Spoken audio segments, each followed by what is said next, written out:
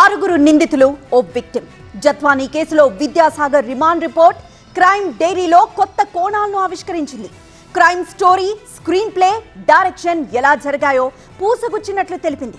ముంబైలో స్టార్ట్ అయి విజయవాడకు చేరిన ఈ క్రైమ్ కథా చిత్రంలో లేటెస్ట్ డెవలప్మెంట్స్ ఏంటి? ముంబై నటి జత్వానీ వేధింపుల కేసు కొత్త టర్న్ తీసుకుంది. ఈ కేసులో ప్రధాన నిందితుడు విద్యాసాగర్ రిమాండ్ రిపోర్టులో కీలక విషయాలు వెల్లడయ్యాయి.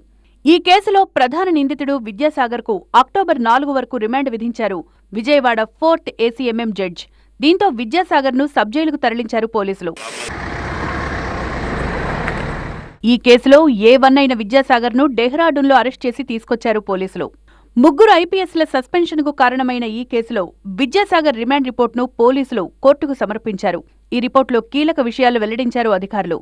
మొత్తం 6గురిని నిందితులుగా చేరుస్తూ రిమాండ్ రిపోర్ట్ తయారైంది. ఈ కేసులో అప్పటి విచారణ అధికారులను కూడా నిందితులుగా చేర్చారు. వారితో పాటు విద్యాసాగర్ని కూడా ప్రధాన ముద్దాయిగా చేరుస్తూ రిమాండ్ రిపోర్ట్ రూపొందించారు. ఇక ఇదే కేసులో ఏపీ హైకోర్టును ఆశ్రయించారు IPS అధికారి కాంతి రాణా టాటా. ఈ కేసులో తనకు ముందస్తు బెయిల్ ఇవ్వాలని ఆయన కోర్టును కోరారు. ఈ కేసులో పోలీసులు దురుద్దేశంతో వ్యవహరిస్తున్నారని కాంతి రాణా టాటా ఆరోపించారు. ఇరు వర్గాల వాదనలు విన్న కోర్టు రేపటికి విచారణను వాయిదా వేసింది.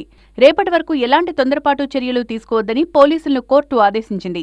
ఈ కేసులో కాంతి రాణా టాటాతో పాటు మరో 2 IPS అధికారులు PSR ఆంజనేయులు, విశాల్ గున్నీలు సస్పెండ్ అయ్యారు. ఈ ఏడాది జనవరి 30న A3, A6లను పిలిపించిన A2 కాదంబరి జత్వానీని అరెస్టు చేయమని వాళ్లను ఆదేశించినట్లు రిమాండ్ రిపోర్టులో పేర్కొన్నారు. ఇక A3, A4, A5, A1తో కలిసి A2 కుట్ర చేసి జత్వానీపై తప్పుడు కేసు పెట్టారని రిమాండ్ రిపోర్టులో ఆరోపించారు. ఇక ఫిబ్రవరి 1న ముంబై వెళ్లేందుకు A3 ఫ్లైట్ టికెట్లు బుక్ చేశారని రిమాండ్ రిపోర్ట్ పేర్కొంది. ఈ తేదీలు పరిశీలిస్తే కేసు రిజిస్టర్ చేయకముందే పోలీస్ యాక్షన్ బిగినైందని రిమాండ్ రిపోర్ట్ చెప్తోంది. ఈ పరిస్థితులన్నింటినీ పరిశీలిస్తే A1, A2, A5లు కలిసి ఫోర్జరీ డాక్యుమెంట్లతో కుట్ర పన్నారని రిపోర్ట్ పేర్కొంది. రిమాండ్ రిపోర్టులో ఆవిష్కరించిన కొత్త కోణాలతో కేసు సరికొత్త టర్న్ తీసుకునే ఛాన్స్ ఉంది.